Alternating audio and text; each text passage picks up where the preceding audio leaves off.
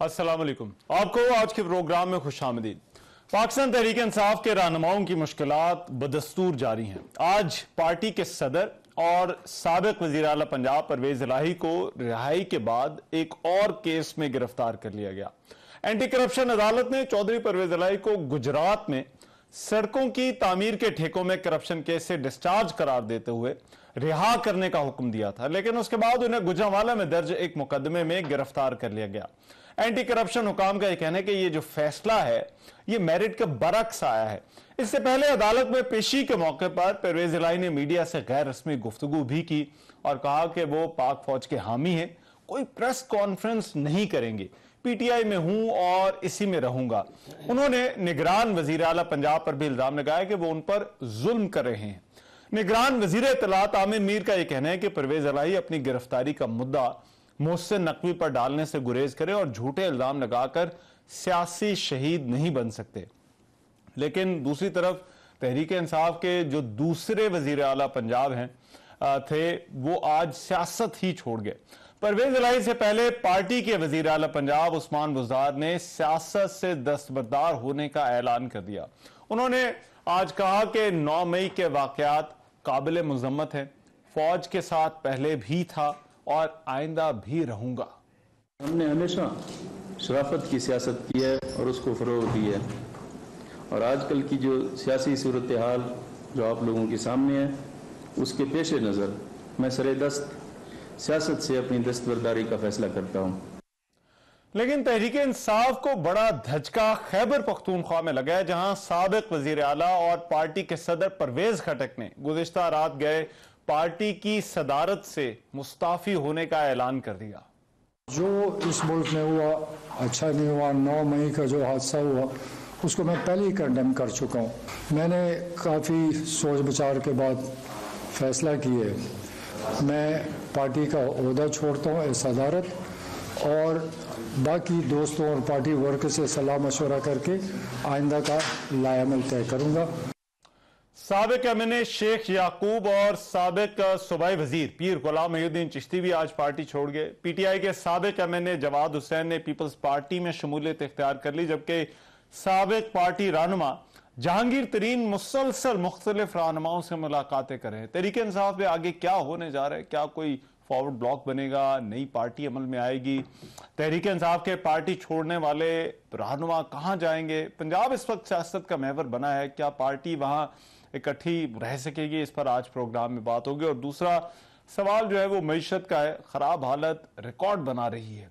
इदारा शुमारियात के मुताबिक महंगाई की शरह 38% की बुलंद तरीन सतह तक पहुंच गई है और ये 76 साल की पाकिस्तान की तारीख की बुलंद तरीन सतह है। हुकूमत दावे कर रही है कि पाकिस्तान के डिफॉल्ट होने का खतरा नहीं, लेकिन IMF के साथ मुआहदा भी अभी तक नहीं हुआ।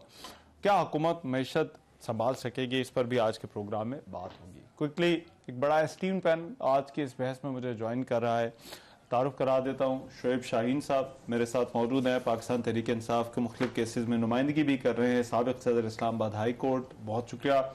उनके साथ हाफिज़ अब्दुल्ला साहब जमीयत उलमा इस्लाम से PDM के तर्जुमान भी हैं, बहुत शुक्रिया हाफिज़ अब्दुल्ला साहब आपके वक्त का। और फैसल करीम टुंडी साहब मुआविन खुसूसी वज़ीर आज़म पाकिस्तान पीपल्स पार्टी से, वो लिंक के जरिए हमारे साथ मौजूद होंगे। मैं सबसे पहले गुफ्तगू का आगाज़ हाफिज़ अब्दुल्ला साहब आपसे करना चाहता हूँ। गिरफ्तारियों पर बड़ा एतराज़ हो रहा है, परवेज इलाही की गिरफ्तारी, क्यों आपको लगता है कि ये इल्ज़ामात भी हैं तहरीक इंसाफ की तरफ से कि ये सियासी गिरफ्तारियाँ हैं, और हुकूमत ये कहती है कि इससे कोई ताल्लुक ही नहीं हमारा। बिस्मिल्लाहिर्रहमानिर्रहीम। बहुत शुक्रिया रहमान साहब, काफ़ी अरसे के बाद आपसे मुलाकात हुई आपके शो में जी। देखिए, बात यह है कि जहाँ तक परवेज इलाही साहब की गिरफ्तारी है या दीगर गिरफ्तारियाँ हैं, ये तमाम चीज़ें आपके सामने हैं कि गिरफ्तारियाँ क्यों हो रही हैं। आपने बुनियादी तौर पर परवेज इलाही साहब के बारे में पूछा। देखिए, जो मैं मीडिया पे सुन रहा हूँ या जो मैंने पढ़ा है अखबारात में, करप्शन के केसेस है, एंटी करप्शन वालों ने उनको गिरफ्तार किया है, और ये पहले भी ये केसेस और ये जराइम और ये करप्शन उनका पीछा कर रही थी, लेकिन हाथ नहीं आ रहा था। और ड्राइवर के बयान के मुताबिक वो कहते हैं, जो मैंने मीडिया पे पढ़ा, नज़र से गुजरा, वो कहते हैं कि हम फरार हो रहे थे गिलगित बल्तिस्तान, और गिलगित बल्तिस्तान से हम कहाँ जा रहे थे। अब सवाल ये है कि अगर ये सिर्फ इल्ज़ामात है, झूठ है, तो फिर अदालत में पेश होकर साबित करे कि ये झूठ है, ये सारे इल्ज़ामात है, बेबुनियाद है, या ये निगरान वज़ीर आला कर रहा है, या ये केसेस उनकी हुकूमत से पहले ही है, जब निगरान वज़ीर आला आया ही नहीं था, ये केसेस उस ज़माने के या पुराने हैं। इससे मोनी सिलाई के खिलाफ नियम में केसेस थे, पुराने केसेस चले आ रहे हैं। तो अगर इल्ज़ाम है, सिर्फ करप्शन नहीं है, तो फिर अदालत से खौफ क्यों है? अदालत जाके वहाँ सफाई पेश करे, वहाँ बता दे, शवाहिद पेश करे कि इसमें मैं मुलव्वस नहीं हूँ, मैंने करप्शन नहीं की है, ये सिर्फ और सिर्फ झूठ है, इल्ज़ामात है, बेबुनियाद बातें हैं। ये साबित करे कि इल्ज़ामात है तो साबित हो जाएगा कि ये सियासी इंतकाम है। अब ये बाहर मीडिया के सामने बात करना, मेरे ख्याल में ये न कानून इस बात को मानने के लिए तैयार है, न अदालत इस बात को मानने के लिए तैयार है। बात वो होता है जो अदालत के सामने आता है। तो इसलिए मैं कहता हूँ कि इस पर मैं इससे ज़्यादा और क्या बहस करूँ।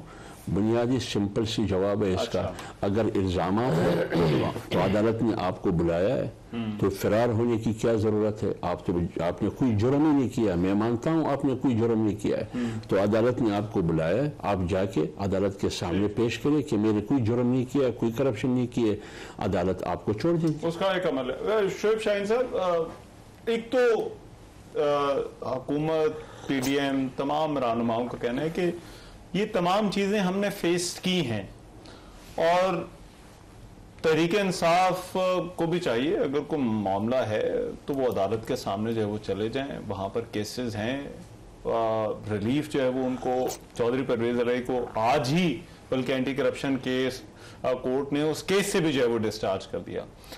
तो क्या ये गिरफ्तारियां बहुत ही गैर मामूली हैं जो इनका मुवाजना किया जाता है? मेहमान साहब, पहली बात तो ये है कि ये इस बात की इंडिकेशन है कि जिस केस के लिए रात को 8.5 घंटे ऑपरेशन रहा, आपके सामने गेट तोड़ के, जिसमें चौधरी शुजात का घर भी वहीं था, और जिस तरह तशद्दुद किया खवातीन को, ये जो तर्ज अमल अडॉप्ट किया, जो पहले वाला जो हुआ, तो ये अगर ये पॉलिटिकल विक्टिमाइजेशन नहीं थी तो भाई आप वारंट ऑफ अरेस्ट जारी कराते, अगले दिन वो दोबारा कोर्ट में वो चले गए। कोर्ट में एक मैटर पेंडिंग था, और उसमें बल्कि उसमें जमानत नहीं हुई थी, अभी उसके खिलाफ कंटेम्प्ट प्रोसीडिंग भी पेंडिंग है।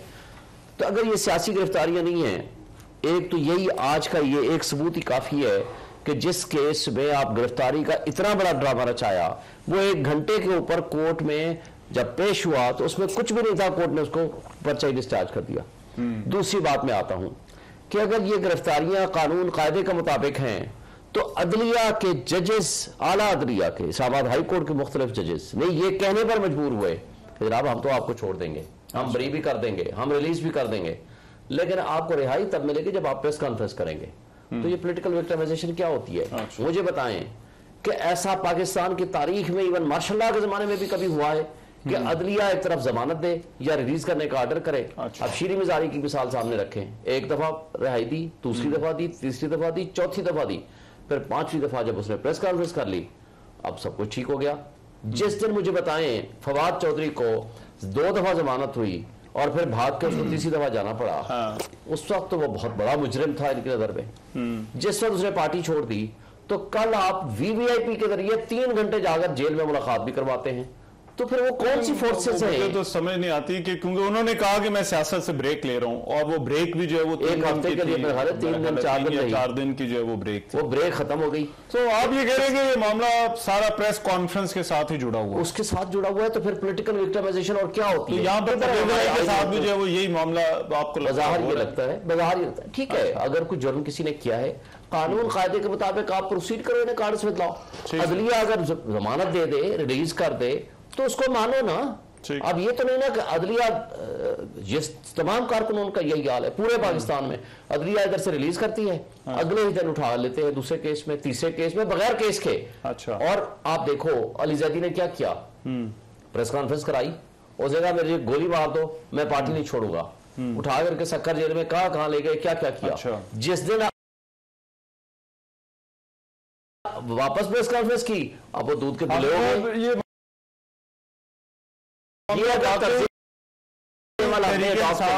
ये तो लोग आज ये चीजें नहीं देख रहे हैं क्या? नेशनल मीडिया नहीं देख रही कि आप बुनियादी इंसानी हुकूक को मुअत्तल करके, आइन को मुअत्तल करके, कानून की हुक्मरानी, निजाम इंसाफ को हमने इस तरह मजाक उड़ा के बाहर की दुनिया में अपना क्या चेहरा दिखा रहे हैं? हाफिज साहब, क्या ये तहरीक इंसाफ के रहनुमाओं का मामला, इनका जितना जो इश्यूज हैं अदालतों में, वो क्या वाकई सारी प्रेस कॉन्फ्रेंस के साथ जुड़े हुए हैं? मेरे ख्याल में कुछ बातें ऐसी है, मैं तो आम आदमी सब बातों को समझते हैं, आपको भी समझते हैं, वकील साहब को भी समझते हैं, मुझे भी समझते हैं सही। और दो दिन रात में जो अपना ज़मीर और अपना दीन और अपना सियासी वफादारी तब्दील करते हैं, उनकी जुर्रत और उनकी बहादुरी और उनकी शुजाअत और उनकी दिलेरी को भी समझते हैं। लेके रहेंगे आज़ादी, छीन के लेंगे आज़ादी, लेकिन 2 रात गुजरने के बाद दौड़ते दौड़ते पहुंच गया आमन्ना सलमना, मैंने कुछ नहीं किया है, आइंदा मेरे सियासत से भी ब्रेक लेना है और PTI को भी छोड़ना है और मैंने सूबाई सदर भी छोड़ना है। बताओ आपके साथ क्या हुआ, क्यों छोड़ रहे हैं? क्या अली वजीर 26 महीने जेल में रहा? वो भी कह सकता था कि मैं सियासत छोड़ने के लिए तैयार हूँ, क्यों नहीं कहा? उसमें ज़मीर है, उसमें एक गैरत है, एक जुर्रत है, एक शुजाअत है, एक बहादुरी है। अगर आपके पास आपकी स्टोरी, आपके जराइम, आपके कहानी आपके सामने है, वो आपकी जराइम आपका पीछा कर रहा है और आपकी जराइम आपको इस बात पर मजबूर कर रहा है कि आप सियासत से ब्रेक लेते हैं। आपकी जराइम की वो लंबी पेरिस वो आपको मजबूर कर रहे हैं इस बात पर कि आप PTI को और इमरान खान के साथ वफादारी छोड़ रहे हैं। वो जराइम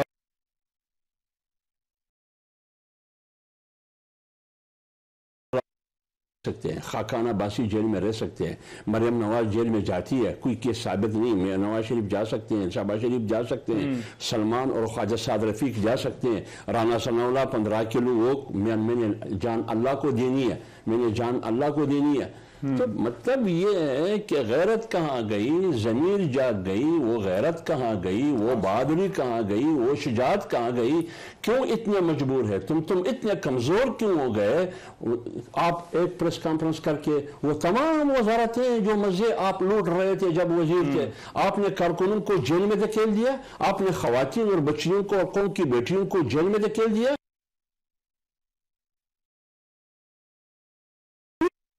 कि मैं रेड लाइन हूं, ये तो खुद कहते हैं, ये तो लीडरशिप ने उनको जेल में दिया है, गुस्सा दिया है, घुसेड़ दिया है, ये है लीडरशिप। अच्छा,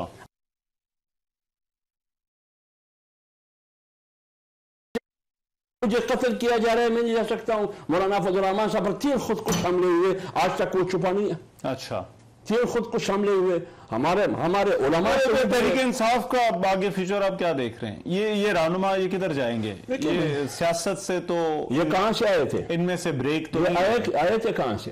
तो कई मुख्तलिफ जमातों से आए थे, कुछ तहरीक इंसाफ के अपने लोग थे जिन्होंने तहरीक इंसाफ से। मेरी बात सुनिए, परवेज खटक कहां से आया था?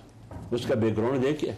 चौथी 5वीं पार्टी ने तब्दील की, फवाद चौधरी का, मुशर्रफ का साथी बेरा, लेकिन का साथी बेरा, असद उमर किसका बेटा है, किसका पोता है, कहां से आया?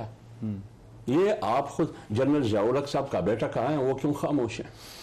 वो तो बहुत बड़ी बड़ी बातें करते थे या मीडिया पर, हमें तो हम उसका एहतराम करते हैं, आइन कानून फलाना कहाँ है?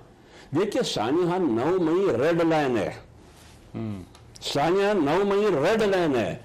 वकील को साबित करना होगा कि तुम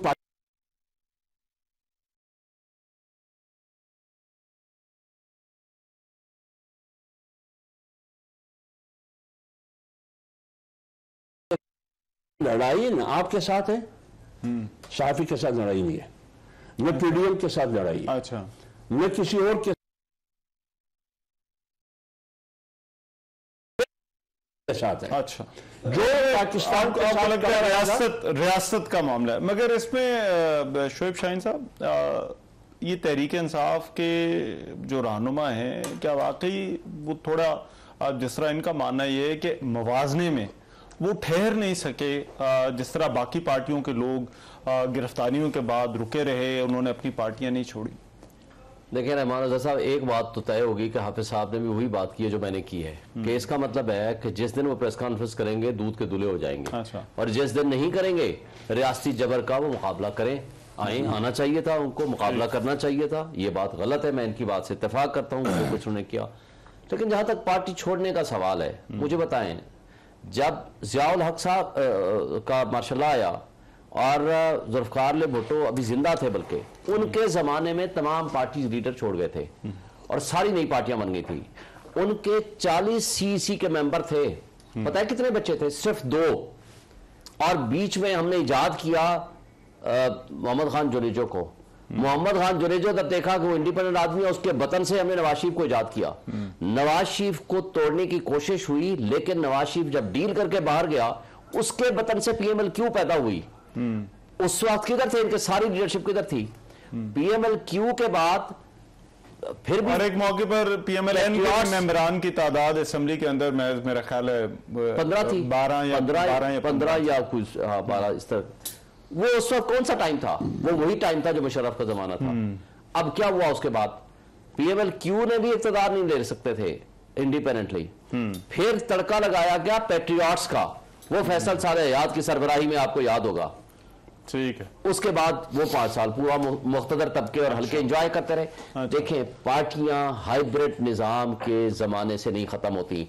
ये बंदे ले जाते हैं, लेकिन बेनजीर जब वापस आई, मुझे ये बताएं, ज्यादा यहां पर आप ये कह रहे हैं कि ये देखिए, अब हाफिज साहब का तो आर्गुमेंट ये था कि तहरीक इंसाफ मुख्तलिफ जमात है, तहरीक इंसाफ मुख्तलिफ लोगों से मिला के जो वो जमात बनी, तो शायद इसी जमात नहीं, वो हजूम थी। अच्छा, लेकिन मुझे ये बताएं, मगर आप ये कहने के तहरीक इंसाफ रहेगी। अच्छा, फैसल करीम कुंडी साहब, कुंडी साहब मैं 1 मिनट आता हूं आपकी तरफ। एक बात करके देखें, इस वक्त भी तमाम पाकिस्तान के आप पोल्स उठा लें, दी ओनली फेडरेशन की अलामत वो खान है। अच्छा, आज भी पीटीआई के ऊपर जो हेडेड बाई खान लोग ट्रस्ट करते हैं, बाकी किसी के ऊपर कोई ट्रस्ट नहीं। मैं ये कुंडी साहब को भी शामिल बहस कर लें। कुंडी साहब, परवेज इलाही की गिरफ्तारी, उस्मान बुज़दार का पार्टी छोड़ना, परवेज खटक का पार्टी छोड़ना, पहले तो जरा ये क्योंकि आप केपी की सियासत को जरा समझते हैं, ये परवेज खटक का छोड़ना पार्टी वाकई धचका है वो तहरीक इंसाफ के लिए? बिस्मिल्लाहिर्रहमानिर्रहीम। देखें, परवेज खटक ने कोई पहली दफा पार्टी नहीं छोड़ी। परवेज खटक ने पहले पाकिस्तान पीपल्स पार्टी में थे, फिर उनमें शेर फौज साहब के साथ गए, फिर पाकिस्तान पीपल्स पार्टी में, फिर मुस्लिम अभी जो है वो पीटीआई में गए। तो ये पहली दफा नहीं उनके, वो हमेशा ग्रुप की सियासत करते हैं, ग्रुप उनके साथ होता है, उनके साथ अच्छा अपने ग्रुप को इकट्ठा करते हैं, फिर उसी के बेस पे जो है वो पार्टियों को ज्वाइन करते हैं। पहली दफा पार्टी में मेरे दोस्त भी बात कर रहे थे पीपल्स पार्टी पे और बाकी पार्टियों पे। देखें, पीपल्स पार्टी के लोग छोड़ के गए थे, लेकिन पीपल्स पार्टी के ऐसे लोग भी थे जिनको कोड़े भी लग रहे थे, क्या तो बंद की सबसे बर्दाश्त कर रहे थे। गर्मियों 50-50 डिग्री में ऐसे ऐसे जेलों में रहे जहाँ पर बिजली भी नहीं होती, सब कुछ होती थी। यहाँ तो कहते थे कि हम मई के दिन की एक ही गर्मी बर्दाश्त नहीं कर सकते हैं। जो लोग सुनामी ला रहे थे, जो लोग इंकलाब ला रहे थे, फिर वो जेलों में रहते ना, क्यों, कौन कह रहा था कि उनको प्रेस कॉन्फ्रेंस करें? मैं करता हूँ प्रेस कॉन्फ्रेंस, कर जाते, रहते जेलों में, बर्दाश्त करते। ये वही खान है ना जो अमेरिका में खड़े होकर स्टेडियम में कहता था कि मैं जाके इनके जेलों में पंखे उतारूंगा, तो आप ले रहे फ्रिज हटा दूंगा, टीवी हटा दूंगा, एसी निकाल दूंगा, फ्ला कर दूंगा, डिंग कर दूंगा। तो आपके खान साहब ने ये चीजें कही थी, हमने तो नहीं कही थी। हम तो हमेशा पॉलिटिकल वर्कर की इज्जत और एहतराम करते हैं। आज वो पॉलिटिकल वर्कर जिसको पीटीआई ने डिस्पोन किया हुआ है, खान साहब ट्वीट करते हैं कि मुझे नॉर्दर्न एरियाज और अपने बच्चों के साथ हाइकिंग याद आती है। मुझे अपने पार्टी का वर्कर के उसने नहीं कहा, अपने पार्टी के लीडरों का नहीं कहा, उनको सिर्फ अभी भी जो है वो हाइकिंग आती है। उन्होंने डिस्पोन किया अपने, आज उन लोगों को जिनको उन्होंने बेरावी का शिकार किया, जिनको उन्होंने इस्तेमाल किया, आज वो पॉलिटिकल वर्कर, आज वो नौजवान जेलों और थानों में रुल रहा है। और मुझे मोहतरमा बेनजीर शहीद के ऊपर जब कारसाज पे हमला हुआ, कुछ हमारे कई जानिसार जो है और पार्टी के दोस्त शहीद, अगले दिन सुबह मोहतरमा शहीद जो है वो लियारी में भी थी, अस्पताल में भी थी, लोगों के घरों में थी। मुझे बताया खान साहब को ने कोई तकलीफ की, किसके घर, किसकी थी, उसको अगर फिक्र है, वही जो पार्टी के लोग अपनी और अपनी बेगम साहबा की फिक्र है। अच्छा, राइट। मगर ये पार्टी जो छोड़ रहे हैं ये लोग, क्या आपकी जमात पीडीएम इन लोगों को लेने के लिए जो है वो तैयार होगी? क्या ये वहां जाएंगे या फिर ये कोई नई तहरीक इंसाफ बनेगी या कोई तहरीक इंसाफ के अंदर कोई फॉरवर्ड ब्लॉक बनेगा? जरा इस पर बात करेंगे, मैं एक ब्रेक के बाद आ रहा हूं।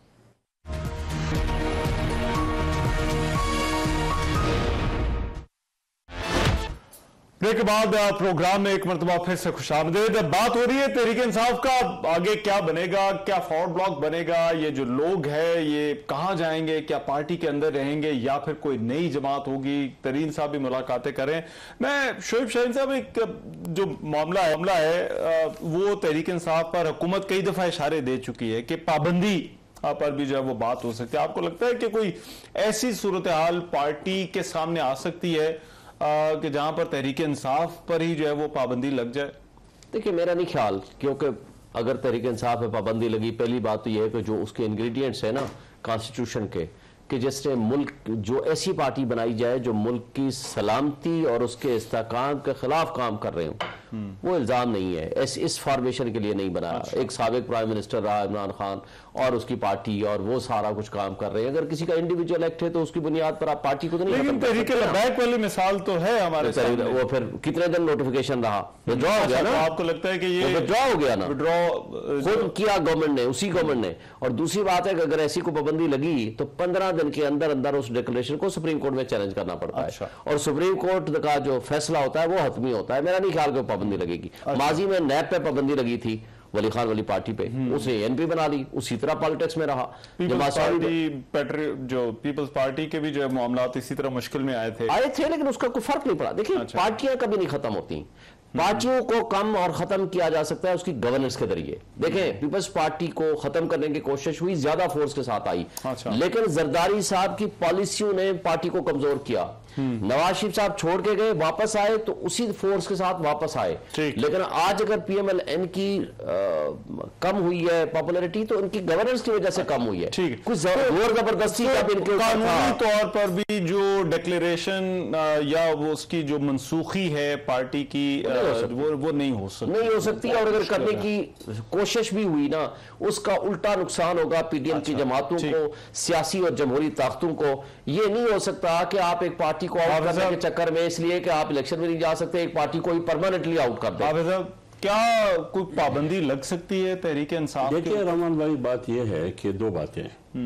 एक वो लोग जो पीटीआई को छोड़ के जाते हैं, इसमें अक्सरियत वो है जो जहां से आए थे वहां चले गए। अच्छा, जहां से आए थे उन्हीं को प्यारे हो गए। उनकी ट्रैक रिकॉर्ड आप देखिए, मैंने नाम आपको लिया और मुझसे ज्यादा आपको मालूम है। दूसरी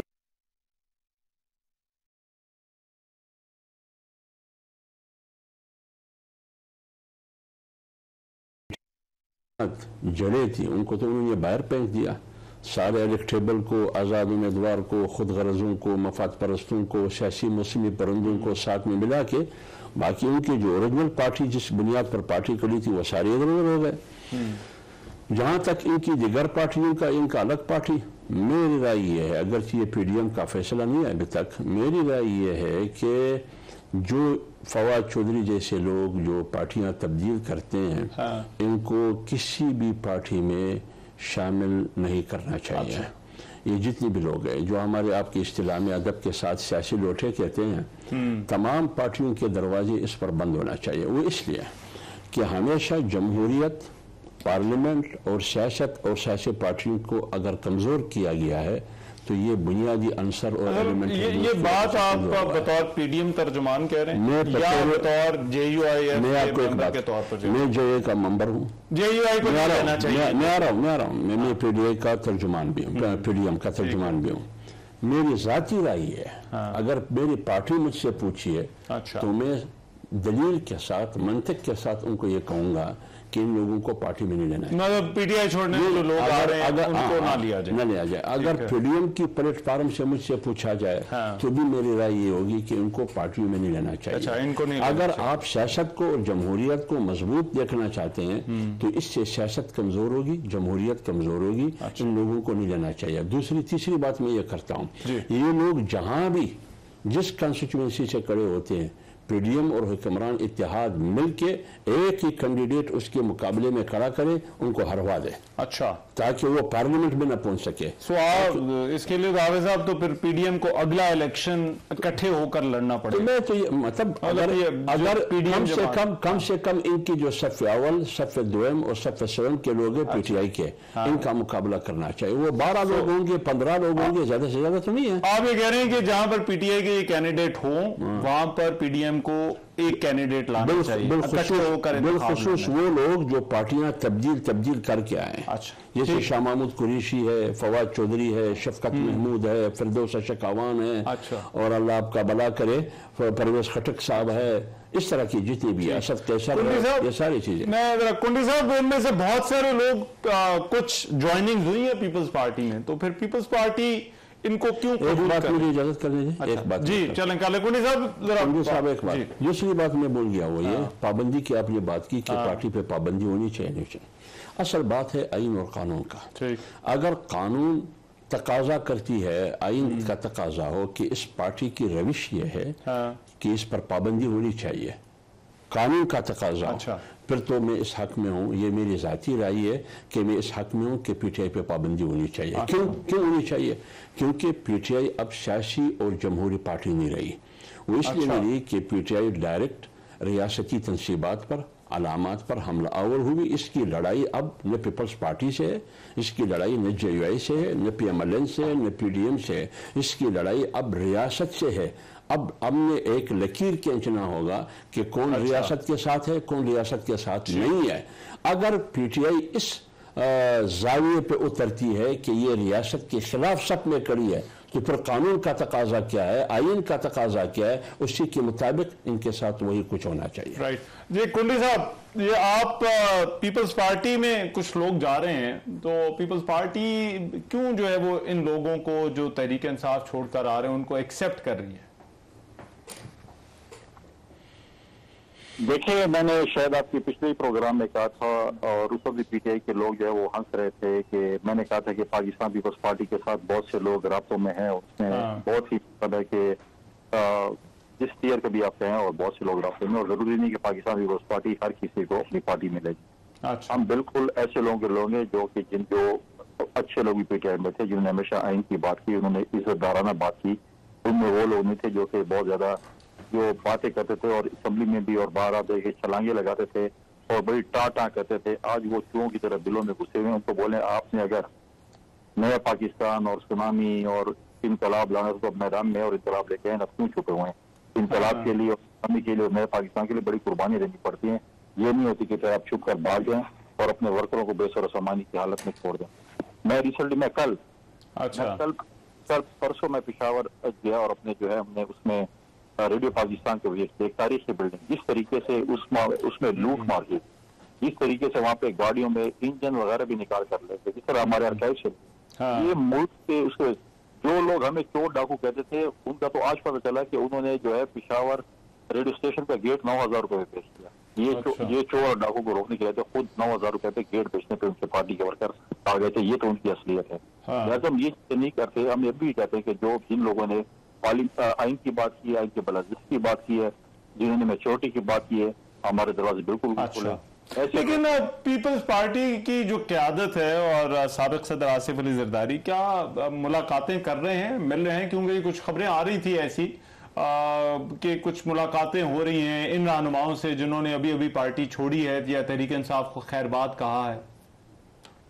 देखिए, बिल्कुल मुलाकातें हमारी भी हो रही हैं, उनकी भी हो रही है, लेकिन मैंने आपको पहले ही कहा था कि हम ऐसे लोगों से बिल्कुल मुलाकातें नहीं करेंगे जिनका जो है वो माजी में जिन लोगों ने जिस तरीके से जो बदकिरदारी की है या कोई ऐसी बातें की है उसको जो है मतलब बदकिरदारी से मिल के मतलब है कि बुरी जबान इस्तेमाल की है, ऐसी चीज उसको बिल्कुल एक्सेप्टेबल नहीं है पार्टी को। पार्टी की जो है वो इजाजत जो है उससे जो है वो फैसला करके उसके बाद ही चीजें होती हैं। वैसे तो अगर हम लेते अभी हम भी जिस तरीके से जो है ये हम ये नहीं कहते कि हम विकटे गिरा रहे हैं, हम तो लोगों को इज्जत का मकाम देते। विकटे गिराने की बात आती तो मैं कहता हूँ इमरान खान साहब जो है इस वक्त विकटे गिनते अब तक विकटे कैसे गिर रही है और किधर जा जिस तरीके आए थे वो कहते हैं अंग्रेजी में इजी कम इजी गो। हाँ, इजी अच्छा। वाली तो आपको ये लग रहा है ये इजी कम इजी गो वाला मामला हो रहा है तहरीक इंसाफ के साथ? पार्टी लेकिन मुझे आपको लगता क्या है कि ये आगे फॉरवर्ड ब्लॉक बनेगा आप या फिर जो है वो कोई नई जमात बनेगी? अच्छा चले ब्रेक के बाद जरा बात करते हैं और फिर ये भी कि हुकूमत के लिए इस वक्त सबसे बड़ा मसला जो है वो आम आदमी के लिए आसानी करना है। ये अगले कुछ माह जो हैं क्या कोई आसानी की राह निकल सकेगी? इस ब्रेक के बाद आकर बात करते हैं।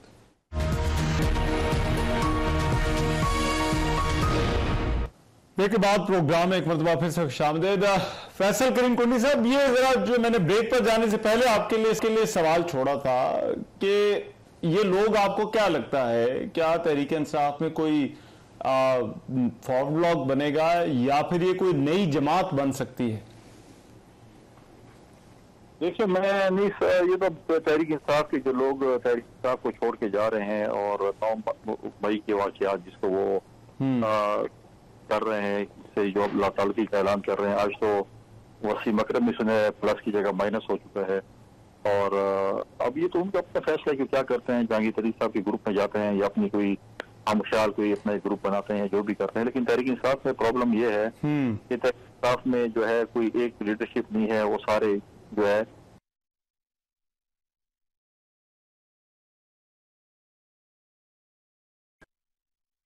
बुजदार थे, फिर पता नहीं कितने कितने ग्रुप थे। KPK में भी 2-3 ग्रुप 4 ग्रुप थे जो एक दूसरे को नहीं मानते थे।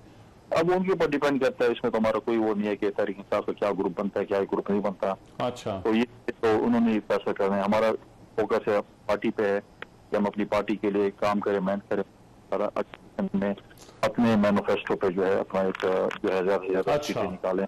ठीक, राइट। अच्छा शोएब शरीफ साहब, एक और मामला जो कि कोर्ट के सामने है वो इंतखाबात के हवाले से है।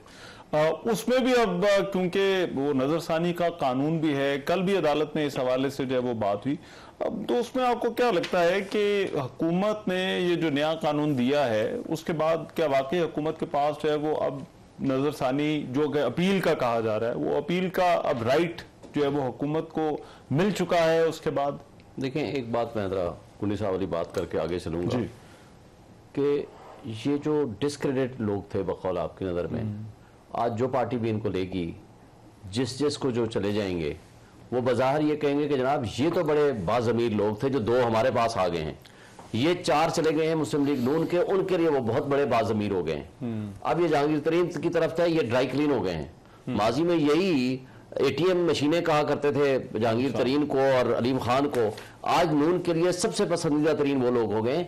अगर आपने जमहूरी और सियासी बका के लिए, जमहूरियत की बका के लिए काम करना है तो फिर आप डिस्क्रेडिटेड लोगों को आप दफा करें, let them play their cards, जो जहां भी जाना चाहते हैं। लेकिन सारा मामला जो इस वक्त ये कुछ हो रहा है, ये जो हम जोड़ तोड़ डिस्कस कर रहे हैं, लोगों का इधर जाना उधर जाना, ये सारा इंतखाबात से जुड़ा हुआ है। तो अब इस वक्त सवाल ये है कि इंतखाबात वाले मामले का जो है उसी में हम क्या बनेगा। और असल बात यह है कि अगर सुप्रीम कोर्ट अपने फैसले पे अमल दराज, सबसे पहले तो मैं आता हूं जो मौजूदा गवर्नमेंट का काम था। देखिए 90 डेज में इलेक्शन लिखा हुआ है, इनको दोनों सूबों में इलेक्शन करा देना चाहिए था। They breach the violation, they breach and violated the constitution, ये जुल्म किया इन्होंने। फिर इस मैटर सुप्रीम कोर्ट में गया, सुप्रीम कोर्ट ने पहला फैसला दिया 1 मार्च का, दूसरा दिया 4 को, 14 मई का इलेक्शन कह दिया और उसके ऊपर लेके बैठ गए। मुझे अफसोस है कि सुप्रीम कोर्ट ने फैसले तो दे दिए, ठीक आइन कानून का मुताबिक दिए, उसको एग्जीक्यूट कराना चाहिए था। बुलाते आप चीफ एग्जीक्यूटिव को, प्राइम मिनिस्टर को, बुलाते आप सेक्रेटरी खजाना को, बुलाते आप सेक्रेटरी दिफा को। ये तो कहते थे कि हमारे पास नफरी नहीं है। आज तो पूरे पाकिस्तान में आपने 245 लगा के पूरे पाकिस्तान में फौज बैठा दिया। क्या उस वक्त आप बॉर्डर्स की सिक्योरिटी ज्यादा खतरनाक थी, आज नहीं है? तो बात यह है कि ये सिर्फ ड्रामेबाजी और उनके बहाने थे और इलेक्शन से ये भागना चाह रहे थे। राइट टू अपील अब है इनके पास या नहीं इस कानून के तहत जो फैसला आया था? जो पहला वाला लॉ आया, प्रैक्टिस एंड प्रोसीजर एक्ट, वो तो सस्पेंड हो गया है। उसके अंदर राइट टू अपील है, उसके अंदर जो पहले वाला है। जो दूसरा वाला आया है उसके अंदर राइट ऑफ रिव्यू है। अच्छा। वो भी बैकडेटेड है, ये भी बैकडेटेड है। लेकिन इस राइट ऑफ रिव्यू दोनों में अपील का था और उसमें अपील था। हाँ। इसमें रिव्यू है, लेकिन review as a kind of appeal तस्वर की जाएगी। अच्छा, ये उन्होंने कह दिया। लेकिन उसके अंदर एक खतरनाक चीज थी कि जनाब जो 184(3) की प्रोसीडिंग्स आएंगी उसमें 3 जज साहबान, chief justice, 2 senior most members, वो बैठ के फैसला करेंगे कि कौन सा बेंच बनाना है, कौन सी कॉन्स्टिट्यूशन करनी है, और बहुत सारी चीजें थी जिसको बुनियाद बनाकर उन्होंने उसको सस्पेंड कर दिया। अब ये दोनों ओवरलैप कर रहे हैं। अब ये नया लॉ जो चैलेंज नहीं हुआ अभी फील्ड में है, इसके मुताबिक 60 डेज में कोई भी शख्स, आज से 50 साल पहले भी किसी के खिलाफ ऑर्डर आया है, वो आकर के रिव्यू पिटीशन फाइल कर सकता है, जिसको अपील की तरह तस्वर किया जाएगा। अच्छा। और उसका लार्जर बेंच सुनेगा। अच्छा। यानी 5 मेंबर हैं तो 7 मेंबर सुनेंगे। बुनियादी फर्क तो यही है ना, रिव्यू और अपील में, जो सुनने वाले का फर्क है ना जी। तो इसमें मामला सुना अपील की तरह ही जाएगा, सुना अपील की तरह जाएगा। इसमें वो जज बैठ सकते हैं, क्योंकि अपील में वो जज नहीं बैठ सकते जिसने फैसला दिया। बिल्कुल ठीक हो गया। तो ये थोड़ा सा ये फर्क है। और उसकी हद तक कल उन्होंने कोर्ट को कह दिया है कि जनाब हम इस पे दोबारा रिव्यू करना चाहते हैं तो हमें आप टाइम दे दे। तो हो सकता है पिछले लॉ को वापस ले ले, वो कहें कि ये जो नया लॉ जिसको सस्पेंड नहीं किया या किसी ने चैलेंज नहीं किया, हम इसको कंटिन्यू करना चाहते हैं। हाफिज साहब, हुकूमत इलेक्शन कराना चाहती है? देखिए, बुनियादी तौर पर जब बात शुरू हुई, पंजाब और केपी असम्बली की जब तहलील हुई और इमरान खान ने तहलील की, वहाँ से बात शुरू हो जाती है।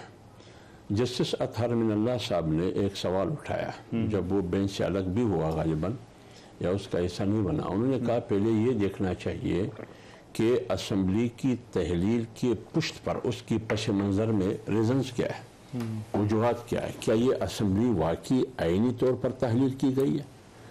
अब चौधरी परवेज इलाही साहब खुद कहते हैं, उनकी क्लिप मौजूद है, कि 90% असम्बली अरकान जो PTI और PMLQ के हैं वो इस हक में नहीं है कि असम्बली तहलील हो। तो फिर आप मजबूर हो कि आपने तहलील की, आप तहलील करने के हक में नहीं थे, तो फिर किसने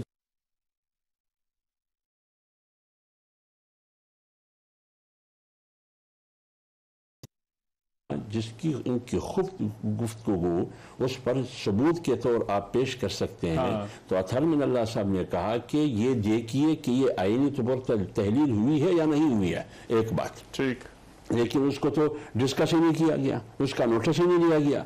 दूसरी बात यह है कि 90 दिन में इलेक्शन करना ये आईनी तकाजा है, बिल्कुल है, लेकिन जब आप 90 दिन में इलेक्शन करेंगे तो इससे पहले कुछ चीज़ें ऐसी हैं जो 90 दिन में इलेक्शन करने के लिए ज़रूरी है।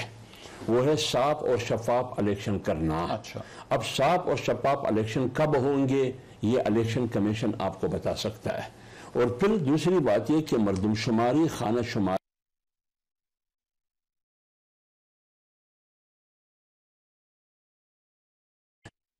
शुमारी, हल्का बंदी, खाना शुमारी ना हो, वो इलेक्शन गैर आईनी होंगे, तो वो ऑलरेडी शुरू है। तो आप अगर 2 सूबों में अभी इलेक्शन करेंगे तो 2017 की बात लेकिन एक बात और कर, देखिए मेरी तरफ गुजारिश है, अभी अक्टूबर में हो जाएंगे, अभी आ रहा हूं इसी पर।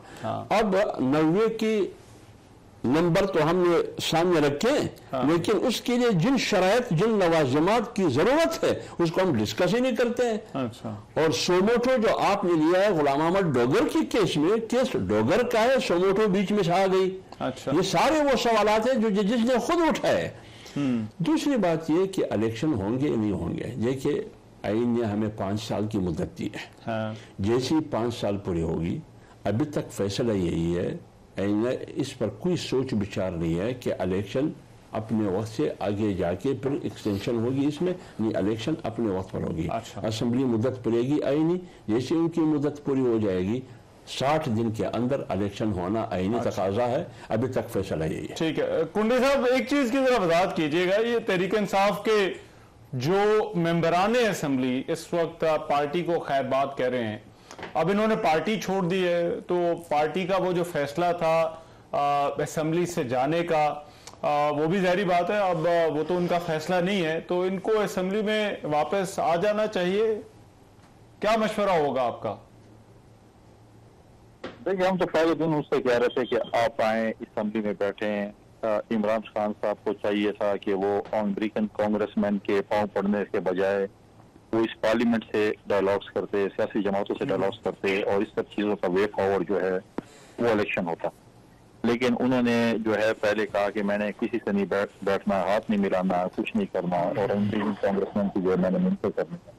फिर जिस तरीके से अफ्रीकों का रचाया कि हम इस्तीफा देंगे, तो एहतजाज कर रहे थे और कभी क्या करते कि मंजूर किया जाए। जब मंजूर हुए और इलेक्शन के अनाउंसमेंट हुई, फिर रोना शुरू कर दिया कि वापस पार्लियामेंट में भेजें। अब देखिए हाई कोर्ट ने उस इलेक्शन पे स्टे दे दिया था। अब ये तो सुप्रीम कोर्ट जो है वो इस पे एक्शन लेती कि हाई कोर्ट ने क्यों स्टे दिया है, यहाँ पे इलेक्शन हो जाना चाहिए था और यहाँ की नुमाइंदगी जो है वो पार्लियामेंट में पहुंचती, लेकिन हाई कोर्ट ने स्टे दे दिया और सुप्रीम कोर्ट ने कुछ नहीं किया उसका। और अभी जो है उन्होंने कहा कि जून के इस्तीफे जो आप आगे, लेकिन उसका एक प्रोसेस है।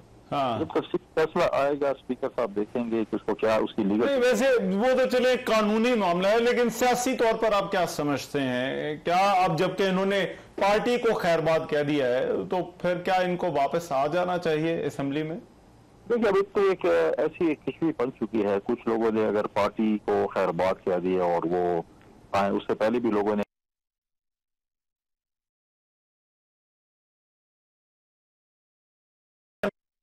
जिन्होंने इख्तलाफ किया। आज भी जो है वो पार्लियामेंट में उसका हिस्सा है जिसपे बड़ा पीटीआई। लेकिन इसमें तो अब देखिए मेजॉरिटी लोग, जैसे उन्होंने अब एक कमेटी बनाई कि जी मेरी उस साख्ता कमेटी बनाई कि मुज़ाकरात की कमेटी, जिसपे किसी ने उसको मुज़ाकरात की दावत ही सोचनी थी, जिसमें से जो है उस मुज़ाकराती टीम कप्तान भी कल छोड़ गया और उसके बाद कुछ जो है वो छोड़ गए और कुछ मफरूर हैं और इस किस्म की कमेटी बनाई। पहले तो उनको पेश सामने लाएं, पहले अपने हिसाब किताब 9 मई का। जिन कमेटी मेंबरान में कुछ ऐसे लोग भी हैं जिनके ऊपर बहुत ज्यादा वो है कि उन्होंने 9 मई जो है वो किया है, पहले वो अपने हिसाब किताब दें। वैसे आप तो बातचीत के बड़े हामी रहे हैं, मैं ये भी जरा पूछना चाहता हूँ क्यों बातचीत जो है वो नहीं हो सकती या मुज़ाकरात नहीं हो सकते? हम बिल्कुल बातचीत के हामी, और सबसे पहले चेयरमैन बिलावल भुट्टो जरदारी साहब ने और प्रेसिडेंट जरदारी साहब ने उस पार्लियामेंट में खड़े होकर बात की थी कि मुज़ाकरात चाहिए। हमारी इत्तेहादी जमातों में बहुत सी रिजर्वेशन भी थी कि जो है मुज़ाकरात नहीं होने चाहिए, लेकिन हमने कहा नहीं मुज़ाकरात होने चाहिए। लेकिन 9 मई के वाक़यात के बाद देखिए मुज़ाकराती टीम में भी उन्होंने ऐसी एक टीम भेजी जो गैर संजीदा टीम थी, और उसके 9 मई के वाक़यात के बाद मुझे बताएं कि किसके साथ मुज़ाकरात करें। उन लोगों के साथ मुज़ाकरात करें जिन्हें हमारे जो है फौजी हमला पे हमला किया, जिन्हें हमारी जेएचक्यू पे हमला किया, जिसने हमारे कोर कमांडर हाउस पे हमला किया, जिसने जिस तरीके से रेडियो स्टेशन की मैंने आपको दास्तान सुनाई, या हमारे एफसी के किले पे या उनके स्कूलों पे और बुरेसे पे हमला किया, उन लोगों के साथ मुज़ाकरात करें। अच्छा, मतलब ये चीजें, मतलब ये चीजें तो मुल्क दुश्मन करते थे।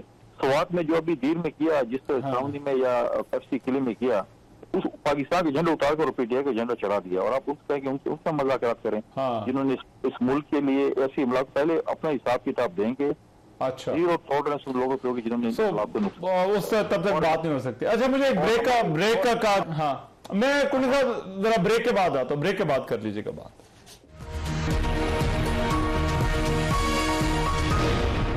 ब्रेक के बाद प्रोग्राम में एक बार फिर से खुशामदीद। बहस को समेटना है, मैं जरा शोएब शाहीन साहब आपकी इस पर क्या राय है? ये जो कुछ पार्टी के साथ हो रहा है और फिर हुकूमत के हवाले से कि क्या हुकूमत वाकई अक्टूबर में भी इलेक्शन करवाने का आपको इरादा लगता है या नहीं?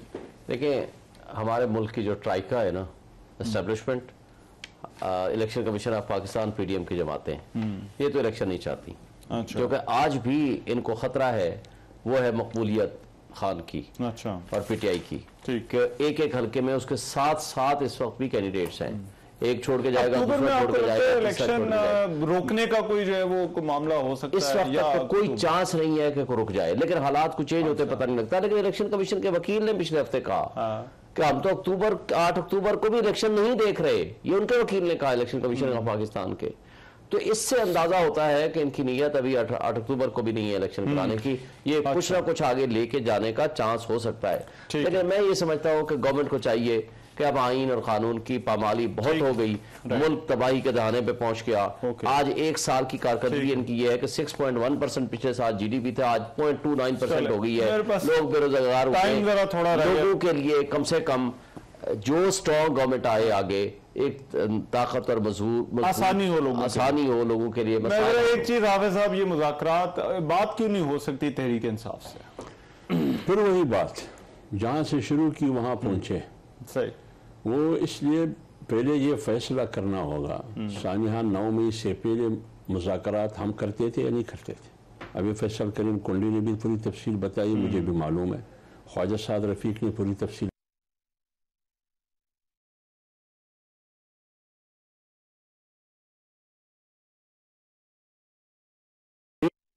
होगा, बाकी सारे फैसले तय हो चुके थे। तो अगर हम मुज़ाकरात के हक में ना होते तो फिर हम क्यों बैठते? अलबत्ता जमीयत उलमा इस्लाम का मौक़िफ़ रोज़ अव्वल से ये है कि हम इनके साथ नहीं बैठेंगे। ये सियासी जमात है। सानिया 9 मई के बाद ये शिद्दत पसंद और शरपसंद जमात हो गई। टाइम खत्म हो गया। बहुत शुक्रिया हाफिज साहब, शुएब शाहीन साहब, फैसल करीम कुंडी साहब आज के प्रोग्राम में हमारे साथ मौजूद थे। इजाजत दीजिए, अल्लाह ने के बाद।